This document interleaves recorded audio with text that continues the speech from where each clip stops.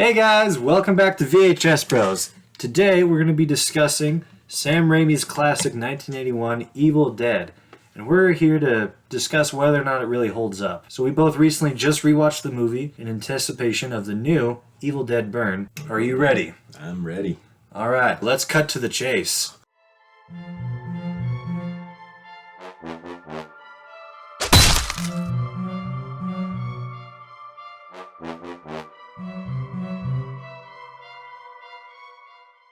So first things first, I love this movie overall. I'm just going to get that out of the way. It is my favorite it is a low budget movie, but it does so much with almost no budget. I prefer this to even things like Halloween, which I know people hail as like the greatest low budget horror film ever.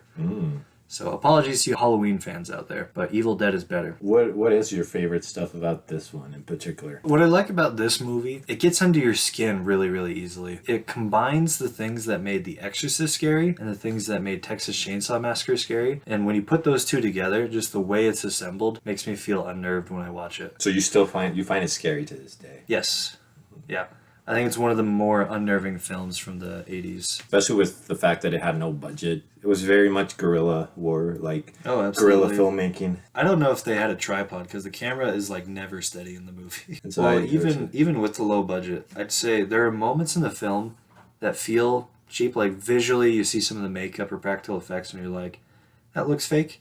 But it's done in the creepiest way possible, so even though it looks fake, it still looks creepy. Sometimes when people get possessed, it's like, that's clearly just makeup. But my goodness, it's like the creepiest way to have makeup on that person's face. That's my biggest positives. It's just like the impressive guerrilla filmmaking style. Yeah, like you kind of have, you're respected for that. I do like that ending sequence. The flesh is rotting. Yeah. That stop motion is really nice. And pretty creepy, especially with like roaches, which I hate, so that's always scary. The bugs were the scariest part for you. Yeah, honestly. A few other positives I'll get into. I love what they do with the camera. Camera is always moving and has this crazy energy about it. Brings a lot of energy that might have otherwise fallen flat in the movie. Yeah, because I mean the camera is kind of like the representation of the demons. Yeah. Because that's like, so it's kind of like a character in itself. So I love when it's like moving through the forest. Or even if it's not strictly supposed to be the demon, it's still just like moving around. Yeah. I really like the score in this movie. It's really creepy. I love Bruce Campbell forever and always. So it's really fun to see him in his initial performance. Yeah. Like even before he was a bigger name, he still was very charming to see. I do agree this is not the most charismatic rendition of Ash. No. But far from it. But he's still fun to watch. I love watching Bruce Campbell no matter what he's in. Yeah, he's a good actor. Bruce Campbell does have a good performance. Mm-hmm. Like at the end in the third act, especially when everyone around him is dying and he's freaking out but trying to hold it together.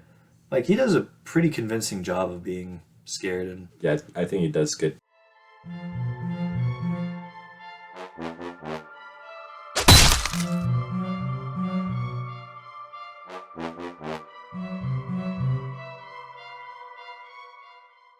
Speaking of performances, I will say most of the other actors are not great. Yeah. But I wouldn't say there's anyone that I'm like, oh, they took me out of the movie. They're serviceable enough for the film. Yeah. But no other standout performances, I would say. No, I mean they're just kind of your generic horror movie characters that are saying they say things.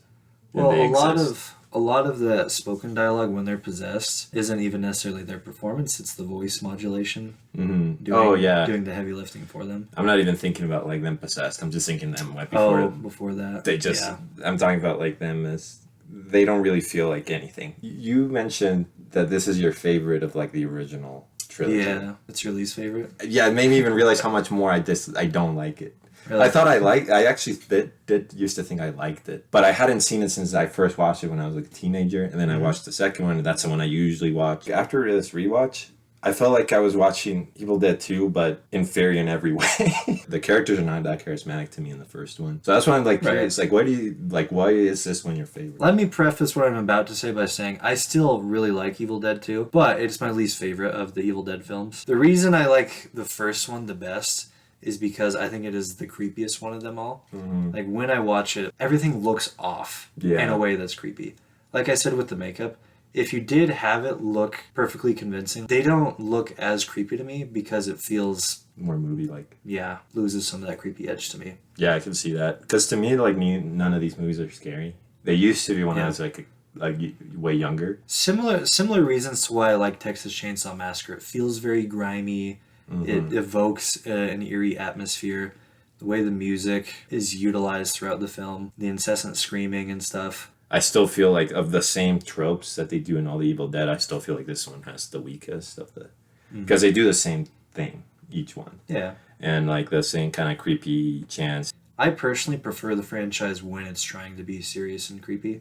I love Army of Darkness and Evil Dead 2. I'm more interested when it's trying to get under your skin. The first one is not any scarier to me than the second one. To me, it's like I'm watching the first one, and like I can see what he was trying to do, and then you watch the second one, it's like, oh, this is what he was actually so trying to to you, do. like the first one is more of a proof of concept type of thing. Yeah, it's almost like a pilot. Every time I think about the first one, it's like everything in the second one to me is just better. All those extra characters, I'm glad he got rid of them in the second. I'm glad it was just Ash and the girlfriend. Right. Because like Patrick, what's his name of the? What was the I name? don't remember any of the Yeah. other characters' names. Who knows? It was probably Patrick. They're all canon. I think no, Scotty. It was Scotty because I remember. Scotty, I thought of yeah, Star yeah. Trek. I mean, he was fine. He was just there. I mean, but like kind of like I said in the second one, Ash is more like Scotty and Ash because Ash is in the Right. first one, and this one he's a dweeb until everyone dies. It's also kind of funny if you think about it. Like, imagine if you went on a trip with your friends, you see them all this messed up, and then they're like, I don't know, would you still think you could save them?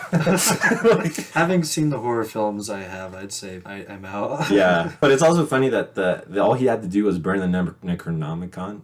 Like you Right. kind of did, but you it's didn't not- think about that. I didn't think about that when I was watching it. But it's like such a simple solution. But and also too, like you hear a lot too with Evil Dead 1, like how it's this movie pushed boundaries. Like this movie is like not just rated It R, was- it's like NC-17. Yeah, when it came out, because of all the blood and guts, it was... Which is very surprising, honestly.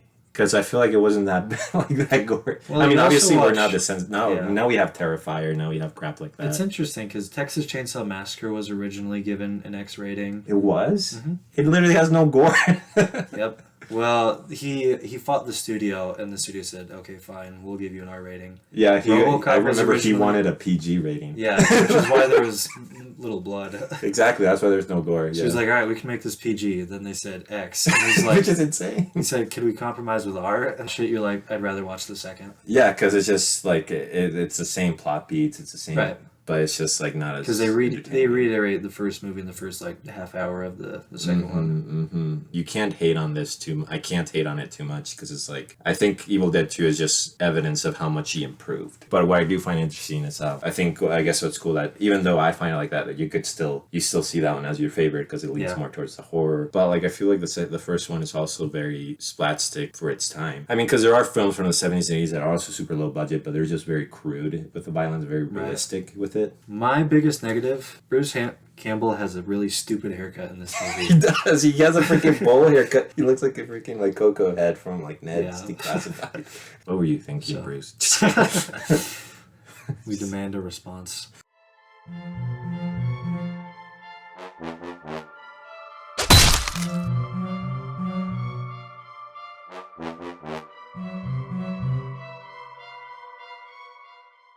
So it's something. Would you say it's something you appreciate more than you enjoy? Mm-hmm. Like it's almost like film school type Yeah. thing, where it's like, yeah, I appreciate what it did, but like, I'm not necessarily entertained by it. Yeah, I wouldn't want to watch it on a Saturday afternoon, Okay. which is I watched it on Friday evening.